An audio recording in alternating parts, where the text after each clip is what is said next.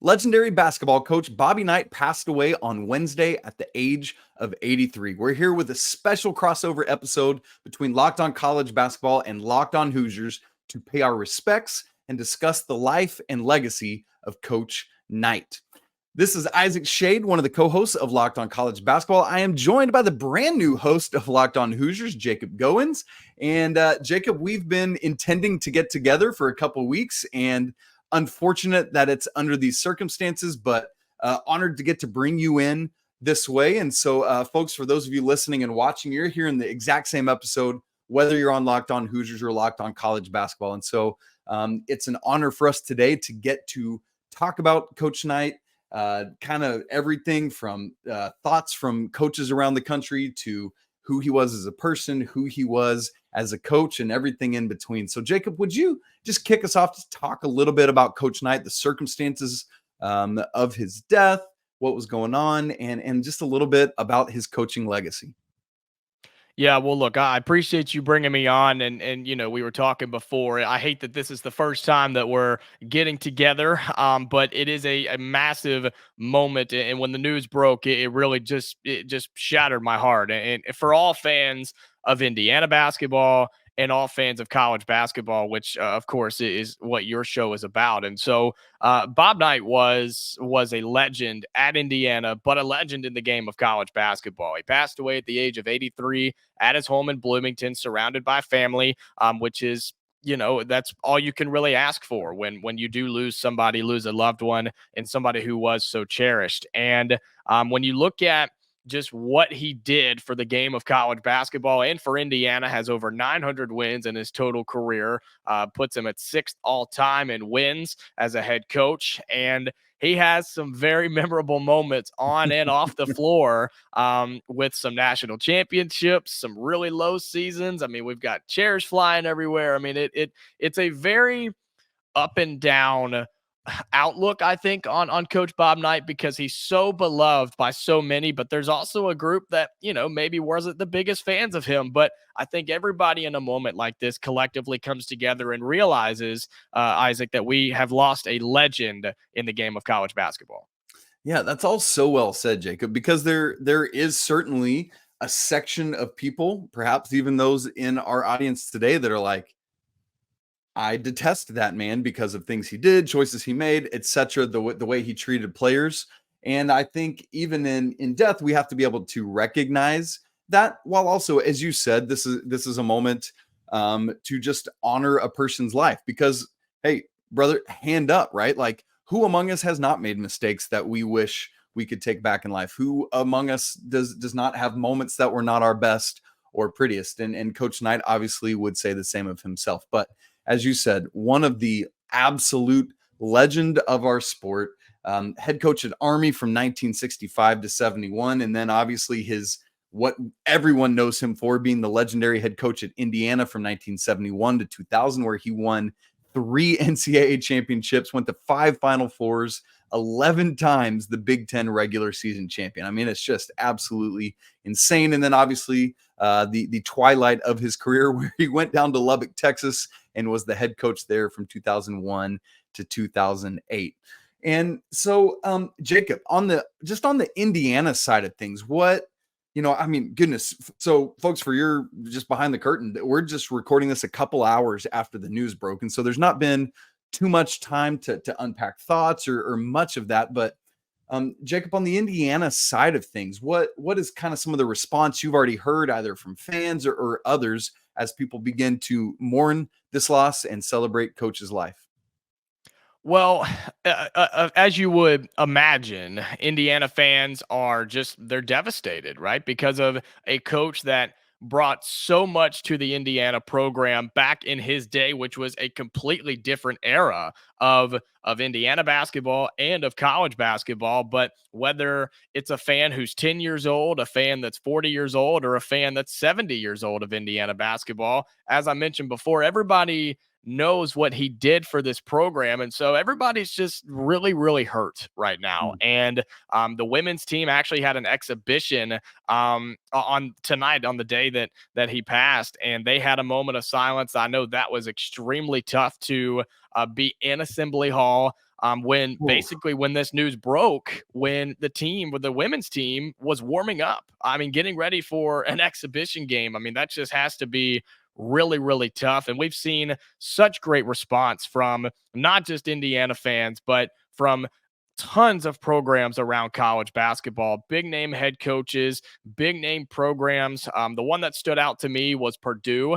They had an event going on at their arena tonight, and they stopped action, stopped progress, and had a moment of silence for the late Bob Knight. And that just really speaks volumes to me, because we know all basketball fans and Big Ten fans, and of course IU fans, know the rivalry and the hatred of Indiana and Purdue. But it's in times like this where you separate all of that, you look past all of that and realize what happened here. And I mean, we've seen multiple head coaches come out and say things like Coach K and Coach Cal, and I know we've got those and want to read some of those. But yeah, it's a sad day for Indiana fans and for college basketball fans, man. It really is a tough thing for us to sit here and talk about, and Honestly. really just a tough topic for everybody to be taking in right now.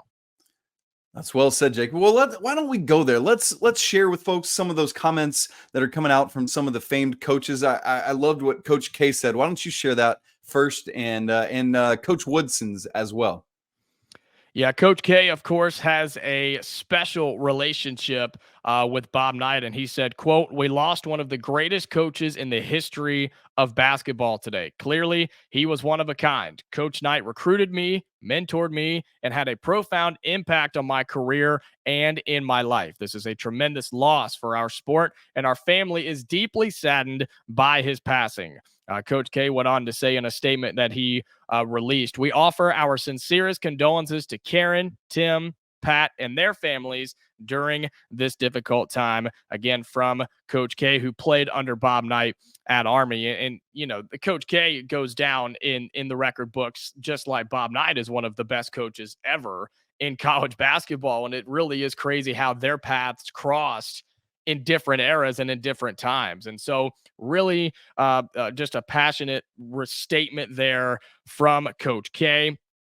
And you also had current Indiana basketball coach Mike Woodson, who released a statement and had some quotes. He said, quote, "It is profoundly a sad day for all of those and all of us who loved Coach Knight." He said, "My thoughts and prayers go out to his wife, Karen, his family, and to all of those who loved him." He said, "I'm so blessed that he saw something in me as a basketball player. He influenced my life in ways I could never repay. As he did with all of his players, he always challenged me to get the most out of myself as a player and, more importantly, as a person," is what head coach Mike Woodson said from Indiana. I absolutely love it. I also really enjoyed. I read what Coach Roy Williams said, and it's cool. I love to see these because it's guys who, like, it's not the same coaching tree, didn't play under him, but was Right. profoundly influenced. And so I loved what Coach Williams said, and he's put out this statement. "Coach Dean Smith was certainly my mentor, but the next guy for me was Bob Knight. I played golf with him, watched baseball with him, watched his practices my first year as a head coach, but more importantly, I appreciated the help he gave me in my coaching career. He acted like I was one of his guys and made me so much better. He was one of my heroes, and I will forever be grateful to him," end quote. There's a couple things there for me, Jacob, that I love. One of the things is that it really humanizes Coach Knight, just thinking about he and Coach Williams just out on the golf course together, sitting around in a golf cart, or, you know, just sitting around watching baseball together. Can you imagine watching a baseball game with Bobby Knight and the running commentary that Oh he my would goodness. probably like? I just super fun to think about stuff like that. But to think about, like, the word I keep thinking of with him is enigmatic as a person. But we also have to remember that while that's so much of that public thing that people are trying to reckon with, he was somebody that really invested in and helped people. As Coach Williams said there, I appreciated the help he gave me in my coaching career. He talked about watching his practices his first year as a head coach, and just the fact that Coach Knight was willing to bring Coach Williams under his wing and make him so much better. Like, you can read so much into just a paragraph like that about who he was. And Jacob, I believe you also had a quote from Coach Cal. Is that correct? Yes. Yeah. Coach Cal, current head coach for the Kentucky Wildcats, he tweeted out when the news happened, a little bit afterwards. He said, Bobby Knight, one of the greatest coaches of all time, has passed away. He said, I know his family and the Indiana family are hurting. All of us who love the game of basketball are hurting with them. Rest in peace, Coach Knight. And he also shared a photo about their unity dinner that they had last night. And just, it was a picture of the Olympic team that Coach Knight was the coach of. Oh, wow. And so just all of these big names currently in college basketball or just recently removed from the game of college basketball, how Bob Knight touched all of them, right? And had something to do with all of their success on coaches that all the ones we've named, Isaac, are going to go down in the Basketball Hall of Fame at some point. And so it just shows how impactful of a coach he was, what he did for the game of college basketball. But there are some things that, like you mentioned earlier, have turned people away from Bob Knight and his legacy and his time at Indiana and his time in the game because of the coach versus person argument. I think that comes up a lot of times when people start talking about head coach Bob Knight. Yeah, and so, for like the Bloomington community, for the people around there as they reckon with this, do you feel like you more hear people discuss the negative side of it, or more the reverence for the coach and the success and those kind of things? It's a good question. And I think personally for me in my interactions with other Hoosier fans, I think it's a little bit of both, but Mm. more people respect him and just in worship is the wrong word, but just look up to him because of what he did for Indiana basketball, especially the older generation of Indiana fans that grew up watching him coach this Indiana team. And they're just so thankful for what he did to this program. But it's very rare for any conversation before his passing here for a conversation to come up about Coach Bob Knight and something not come up about, practice issues or treatment of people issues and players. I mean, it's just they go hand in hand, Isaac. And so I think Indiana fans talk more about his success and the legend of Bob Knight on the basketball court, but I think they go hand in hand when you have to bring up some of the things that he did and sort of the reputation that he built for himself.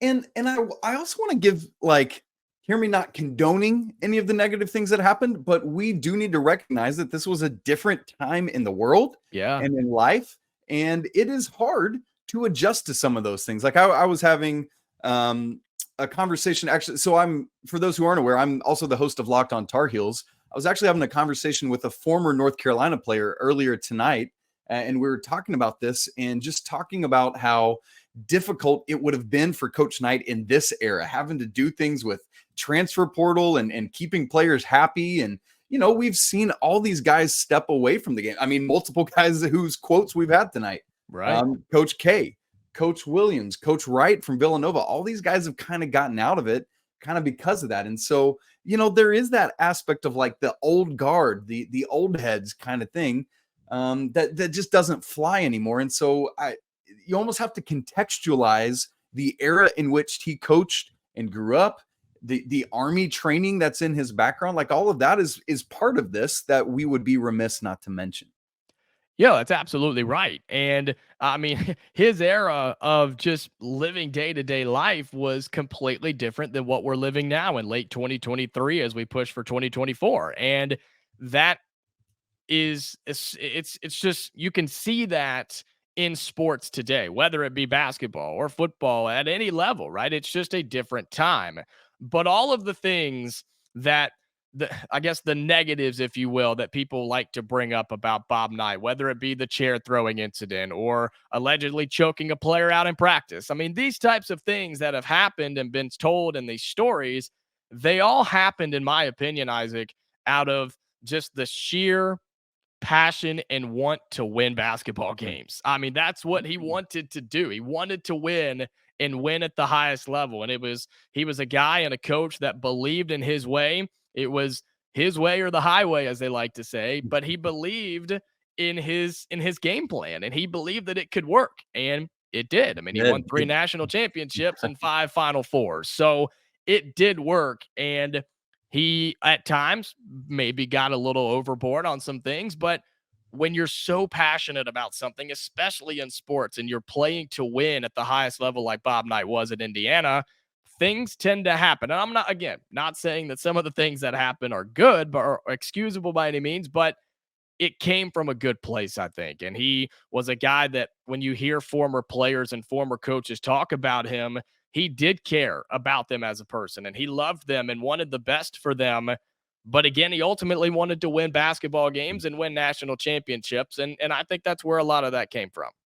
And to this day, I mean, you talked about that it worked. I mean, to this day, we still have not had another undefeated team in college basketball since the 1975-76 Hoosiers team, which every year it's kind of like that Dolphins team, popping bubbly when the last undefeated team loses. Jacob, something that was always interesting to me towards, I mean, I guess it has been several years now, but Coach Knight as a commentator with ESPN was always interesting to me just because the opportunity, I mean, he was his usual gruff self and all that stuff, but his knowledge of the game, he's one of those guys where you say he's forgotten more than I ever knew about basketball. And I just appreciated getting to hear from him in that context of being a color commentator, helping me see the game in new and different ways that I might not have. And so I think for a generation of people that didn't get to see Bob Knight, the coach, I'm hopeful that they got to hear him as Bob Knight, the commentator, to just feel that passion that you were just talking about for this game that we all love. Yeah, I mean, I'm one of those people. I mean, I didn't get in until he in his late years when I was still a very young kid. I mean, I've gone back and of course watched highlights and things, but I wasn't around when he was coaching originally at Indiana. And so, yeah, getting to listen to some of his commentary that I've gone back and listened to as well, he is just so and was so knowledgeable about the game of college basketball. And again, Isaac, it goes back to those names that we brought up just a few minutes ago that have used what he taught them to become Hall of Famers themselves. And so I think that really does show just how knowledgeable, smart, and just over the top he was when it came to college basketball in a good way, because he was so ahead of his time and just knew a lot more than we did. There's no doubt about that.